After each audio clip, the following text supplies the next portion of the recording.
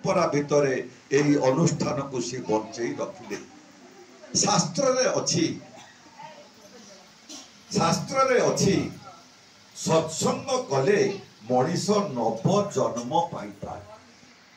आज विषय वस्तु उपरकू जावा पूर्वर कथाटी कहूँ माँ माने विशेष करी नजर दियंतु केमिति सत्संग कले मनीषर नवजन्म पाई थाए ना सत्संग रे जहा आलोचना करा जाए ताकू जदि कंटाए कंटाए आमे माने आम मानकर चरित्र चलन आचरण भितरे फुटई तोलिबा ताहले आम मानकर नव जन्म होइथाए।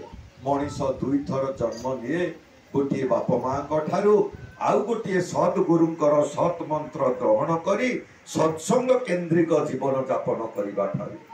तेणु सत्संग कले किभଳି मनीषर नवजन्म होता है छोटिया कथाटा तोली धरुची। से दिन राजांकर नररु चोरी करिकिरी गोटे चोर से चोरी जिनिस धरिकिरी दौड़ी दौड़ी चली जाउची। धीर स्थिर भाव में सत्संग रे बसंतु कई पार्टी करंतु नहीं। सत्संग रे पार्टी कले कौन जन्म पाती आगुरु कहिछि आज कहबी नहीं।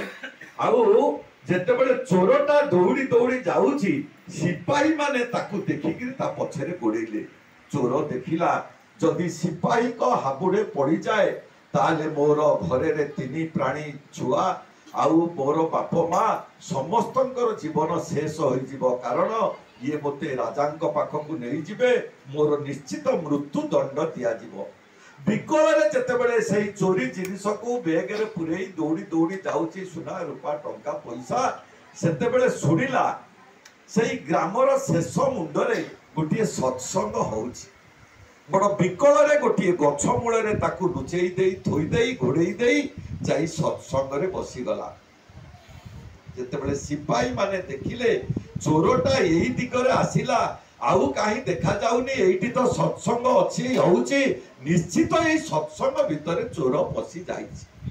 किंतु सिपाही माने जेतेबेले राजनहररु चोरटा दौड़ी दौड़ी आसुतिला से बाली ऊपर तार पादटा को से लक्ष्य करुतिले पाद चिन्ह को यही बलिका पाद चिन्ह होउची से चोरर पाद।